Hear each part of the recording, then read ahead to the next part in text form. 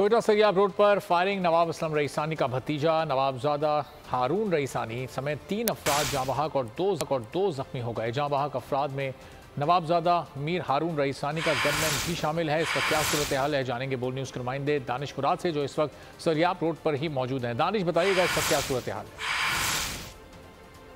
जी, अब से सरियाब रोड के इसी मकाम पर 2 ग्रुपों में तसादुम के बायस 3 अफराद जाँ बहक और 2 ज़ख्मी हुए थे। बताया जा रहा है कि ये जो दोनों ग्रुप हैं ये जो है वो किसी तनाज़े के बायस इनमें जो है वो फायरिंग में ये तनाज़ा तब्दील हुआ। ये भी बताया जा रहा है कि यहाँ पर जाँ बहक होने वालों में साबिक वज़ीर आला बलूचिस्तान नवाब असलम रईसानी के भतीजे जो है वो जाँ बहक हुए और उसके साथ उनका जो मुहाफ़िज़ था वो भी इस जो फायरिंग के नतीजे में जाँ बहक हुए। जबकि दूसरे ग्रुप की जानिब से लेडी कबीले के जो टाइकून है, जिसे यहाँ पर ट्रांसपोर्ट टाइकून कहा जाता है, उसकी जानिब से भी उनकी तरफ से भी एक जो है वो शख्स जाँ बहक हुआ है। 2 अफराद जख्मी हैं। ओवरऑल सिचुएशन इस वक्त यहाँ पर जो है वो क्लियर हो चुकी है। पुलिस के जो लोग हैं यहाँ पर ईगल स्क्वाड के वो तैनात है। तमाम तर चीज़ों को, सूरत हाल को कंट्रोल करने के लिए पुलिस ने इस मकाम पर इजाफी नफरी भी तैनात कर दी है। जबकि जो जख्मी हैं उनकी हालत जो है वो क्रिटिकल नहीं बताई जा रही है। जो अस्पताल हुकाम उनका ये कहना है कि दोनों जो जख्मी हैं उनकी हालत खतरे से बाहर बताई जा रही है। पुलिस तफ्तीश कर रही है तमाम पहलुओं से, लेकिन अब तक की जो सूरत हाल है वो यही है कि 3 अफराद और 2 जो है वो अब तक जख्मी हुए हैं। जी ठीक है दानिश मुराद, बहुत शुक्रिया।